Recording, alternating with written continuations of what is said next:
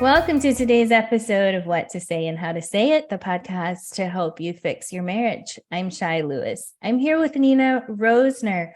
Our mission is to help you, Christian married man or woman, navigate conflict and build connection so you can have a thriving marriage.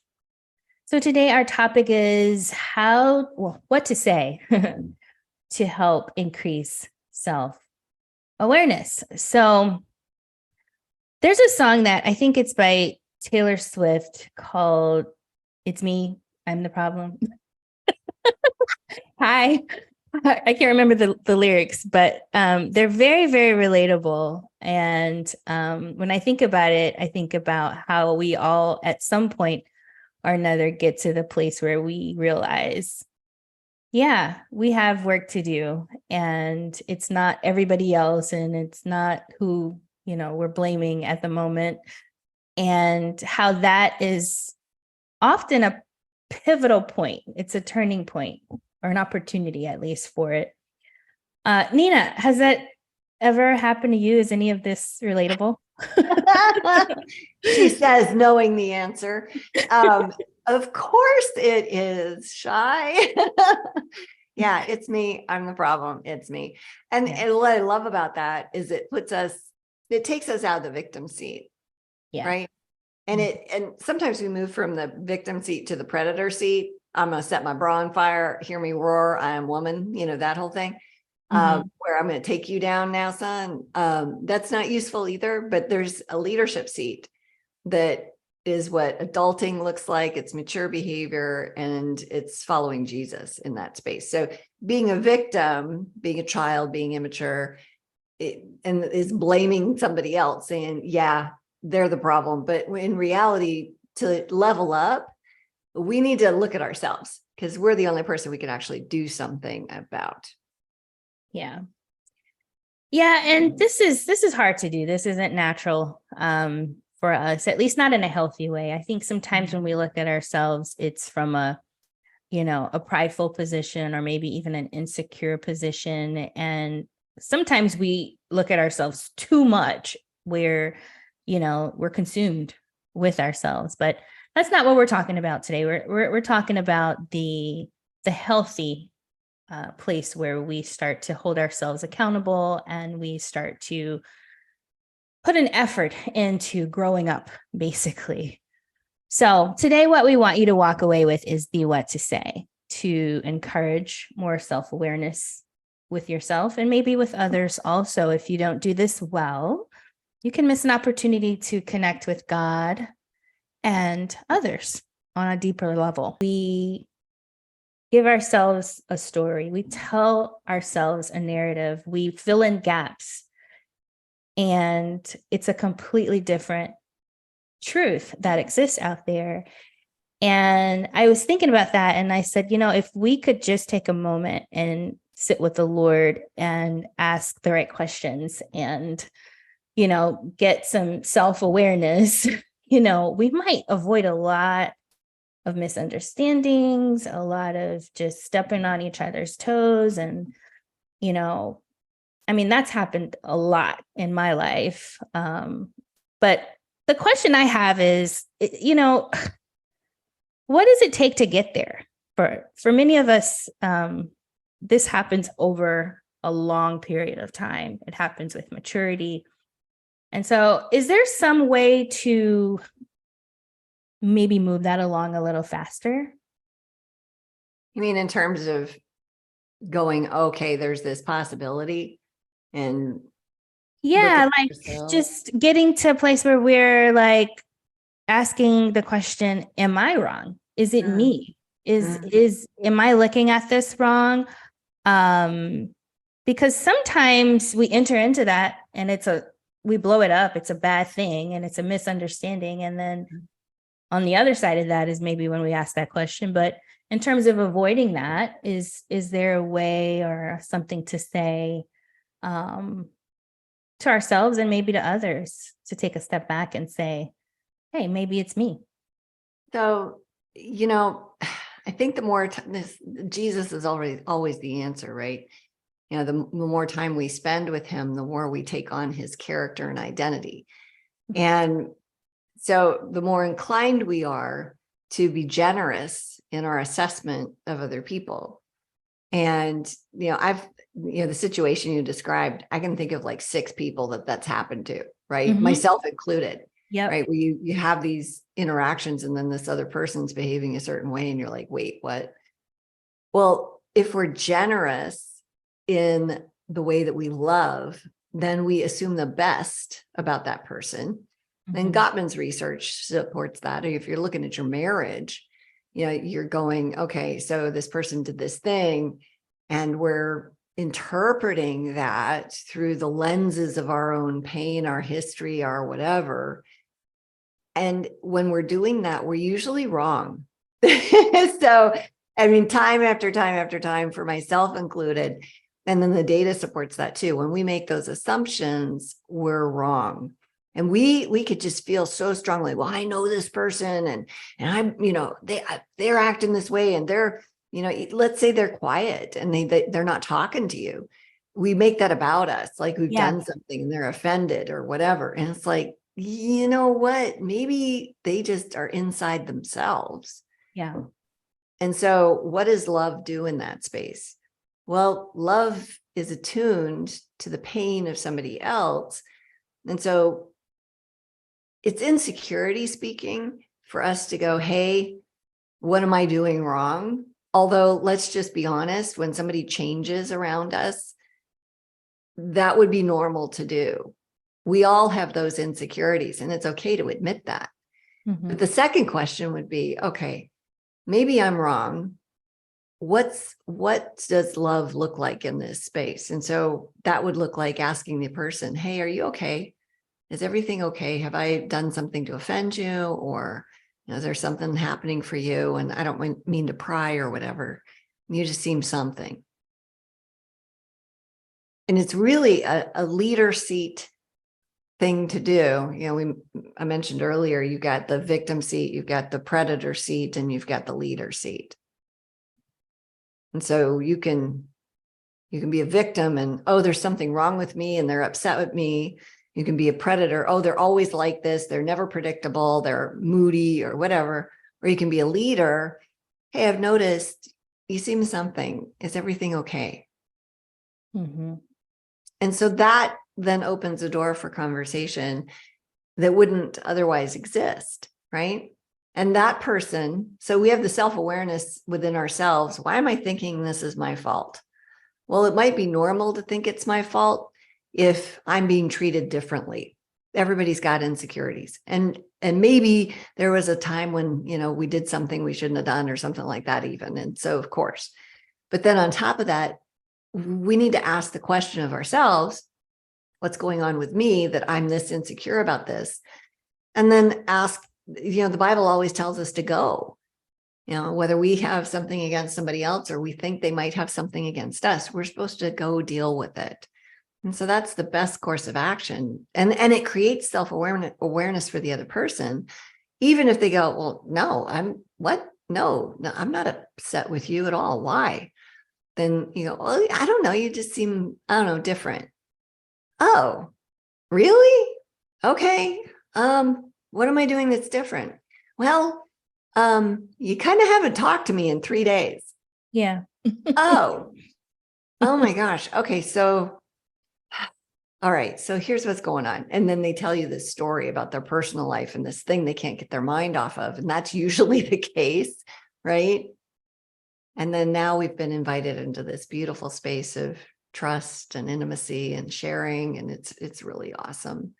But we can't get there if we go, we teach a lot of formulas, not a lot, but some in our coursework. And so one of them's, it makes me feel A when you do B. So, but that can be an accusation, right? It makes me feel lonely and hurt when you don't talk to me for 3 days. Like, are you really going to start there? No. Like, you only do that with things that are repeat events, right? When you've already had the conversation, when you've already brought something up and this is a repeated thing. Mhm. And then you do when A happens, I feel B. But with stuff like this, you're just curious. Love is curious. Love is curious. I love that. So what about in the situation where when you kind of have done that work, it's not you, and maybe you bring it up and you are met with defensiveness, or maybe that person doesn't have the self-awareness. Is there a what to say um in that situation? Because sometimes there's something we say and it triggers someone, or there's some wounding there that hasn't been dealt with in the other person, and they're not aware of it because they haven't maybe done the work. Is there a what to say for them to maybe help them? Well, this is unlike you, but that thing might be, really deep for them. It might be something that they experienced in childhood, and they've been doing it for 20 years, and they're not even aware that they're doing it. How can we maybe gently and lovingly be curious about that? Yeah. So the way I interact with somebody is based on who I am, not on how they're acting. Yeah. So separating myself, knowing my own boundaries of where I begin and end and where they begin and end. So just because somebody, and we can always look at the 4-year-old that's hangry or maybe needs a nap and they're saying stuff that is unkind, that, the I hate you, mommy. It's like, they don't hate you, right?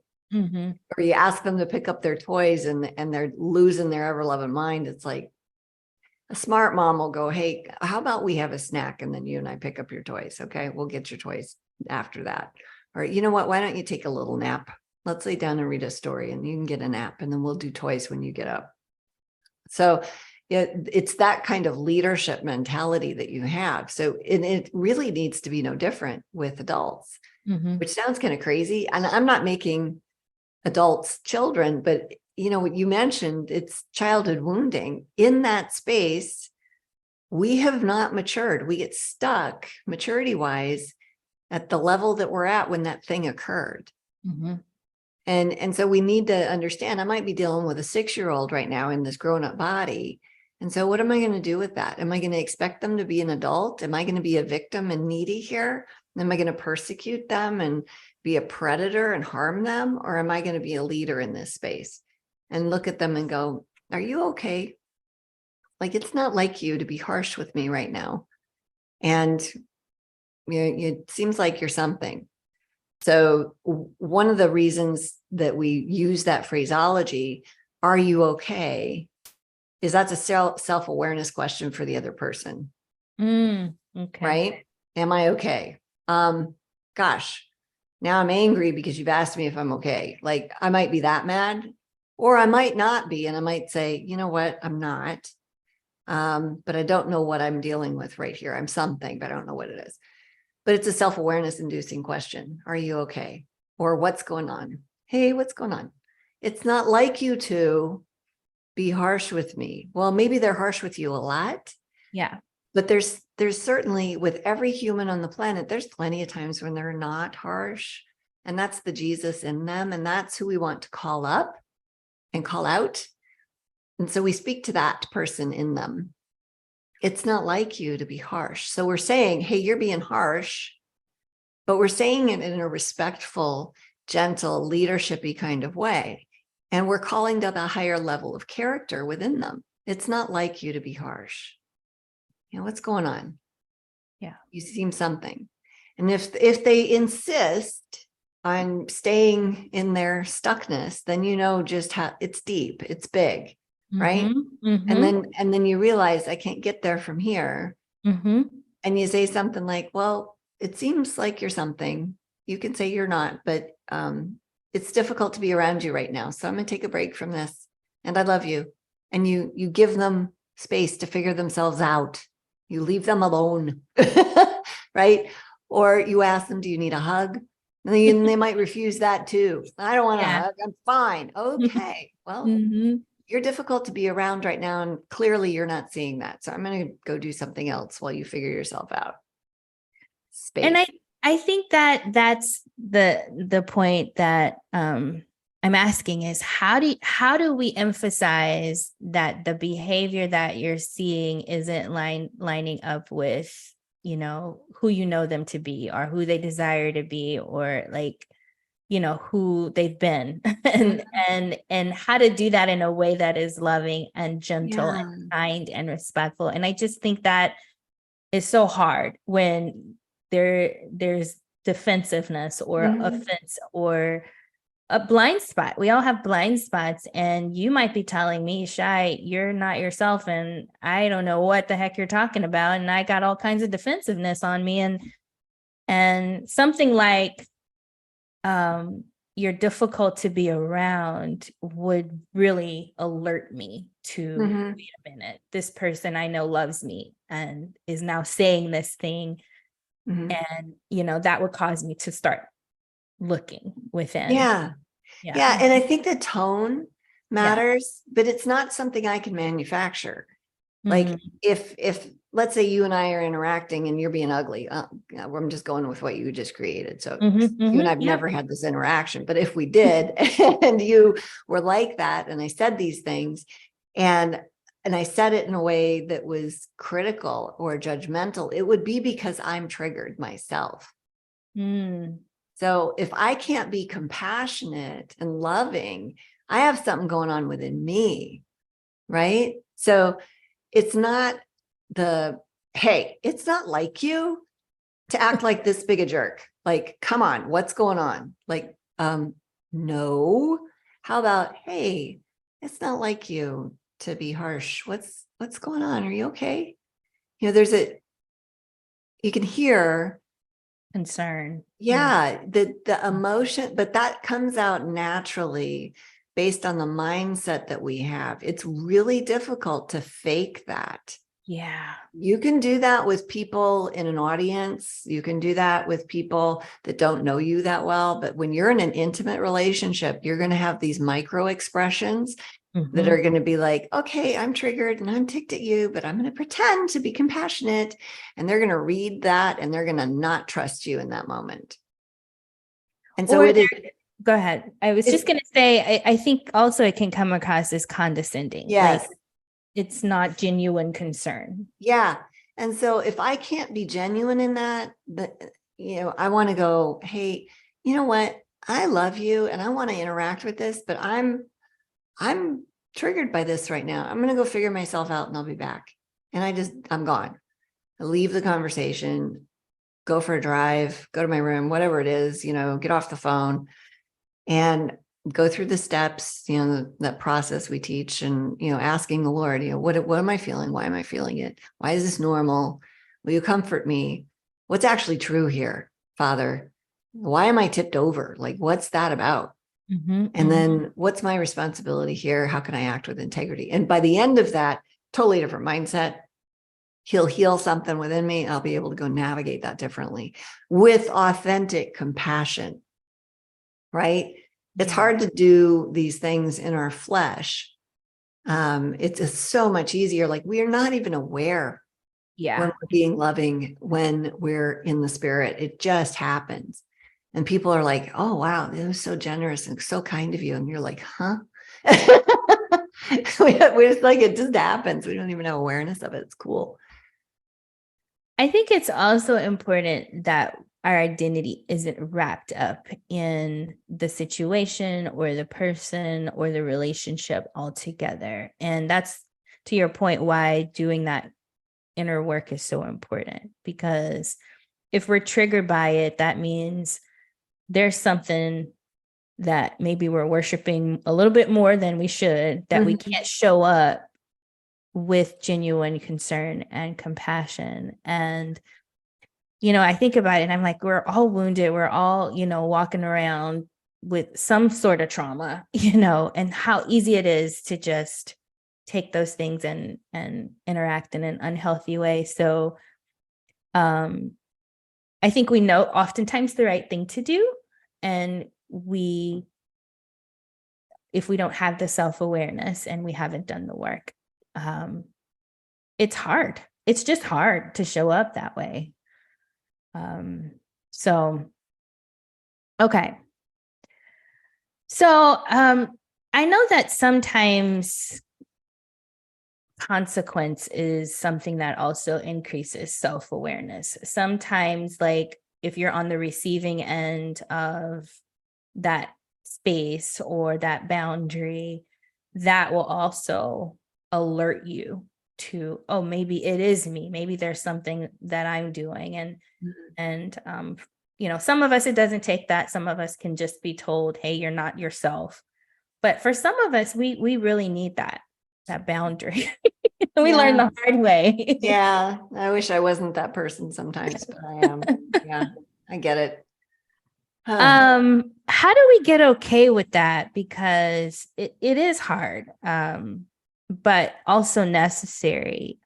Is there a work within us to be able to, be okay with, what, it might be a painful thing or a consequence that causes the self-awareness to increase?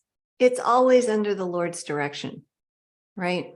Mm-hmm. Like I've seen a couple cases where people divorced because the husband or the wife won't stop the gambling addiction or the affair or whatever it is. It never works when it's our flesh trying to force somebody else to change. Mm-hmm. God's got blinders on people. He keeps them on. Because that's manipulation. Mm-hmm. But when the Lord leads you down this path, it's often the last thing you want to do. Mm-hmm. Like you really don't want to go do this thing. But you've got evidence from the Lord, and then he's confirmed, and then he's confirmed again. And it's like, oh, all right, I'm going to do this out of obedience. And I think those situations are pretty rare. Right. But I've seen it happen where, people have been in those circumstances and done something after God's led them and confirmed multiple times, because those decisions are big and they have lasting impact and they're very damaging to people. Like even if God tells you to separate for a while, your spouse is going to be damaged by that. Even if God told you to do it. And you know what? You might be too, right? Because then there's let's just have some rejection and abandonment issues now, as if those didn't exist before. So I don't think he does it very often, but when he does, he's confirmed multiple times. And then as you navigate that, you have to keep going back to the confirmation.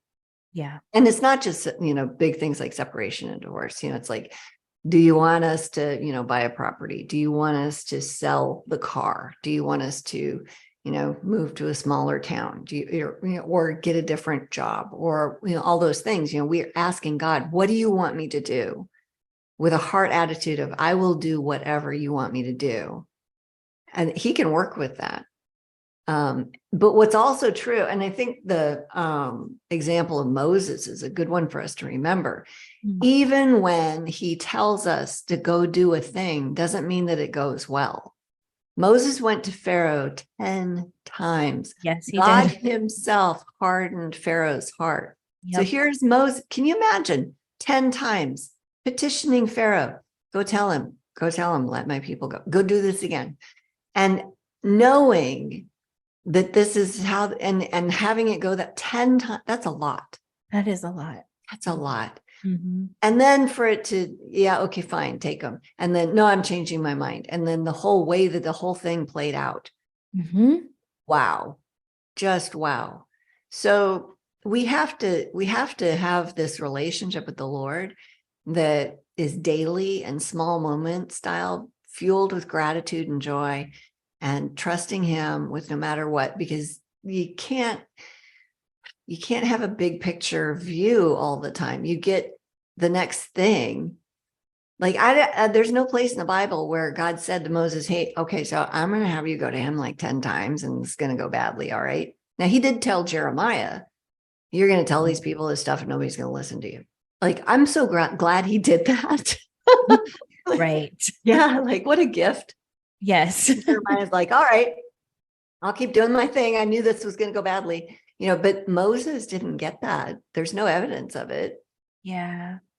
So we just have to trust the Lord with what he gives us and do that next thing and live in the now, even if it's 10 times over. And when we do that, we can have the peace that we're doing what we're supposed to be doing. And we can withstand the criticism that comes from the other people, because people don't like it. Right. They don't like it. It's painful for them. It's painful for us. And what do you do in that? Well, you validate it. Yeah, I know. I wish we were in a different place too. I hate this. I don't like how things are either. Yeah. And some of this is about our relationship with the Lord, to your point, and with how God and Moses walked together. Moses is the only one in the Bible that saw, right, the face of God. Or well, he saw the after. Yeah, like he didn't get the whole and what he the tiny fraction of whatever he got. Yeah. Speck of God that he got, whitened his hair and half killed him. Yeah. I don't know what that's about, but I'm not asking for that. Right. Yeah.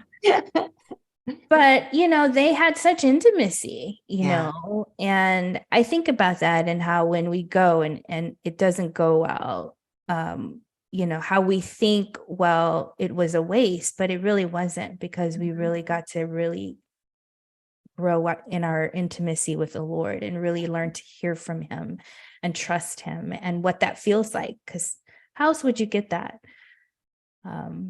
So there's more to it than the Always. that we think.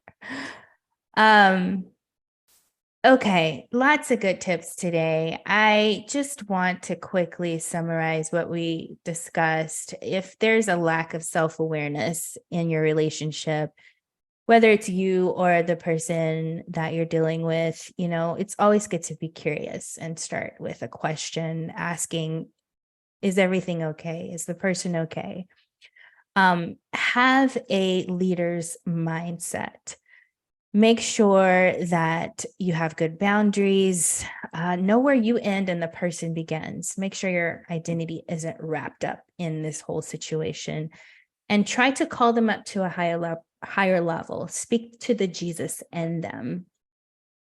And, if it's difficult, maybe it might be worth saying, hey, you're difficult to be around right now, and then insert some space, create a boundary there. This is something that takes work within yourself to do well, because if you try and fake it, it's going to be pretty obvious. So make sure you've done that part. And then really let the Lord lead you through it all, because in the end, that's what this is all about. It's about him. It's about how we interact with him, and we're here to glorify him in the end. So we hope this was helpful for you today. We invite you to check out our website. Actually, I'm going to send you to greaterimpactwives.org and check out our free PDF. It's called 5 Tools for How to Stop Walking on Eggshells. We also have an e-course called Strength and Dignity for you to sign up, and other episodes on this channel. If you liked what you heard today, click like and subscribe to our channel. Thanks for joining. We'll see you next time.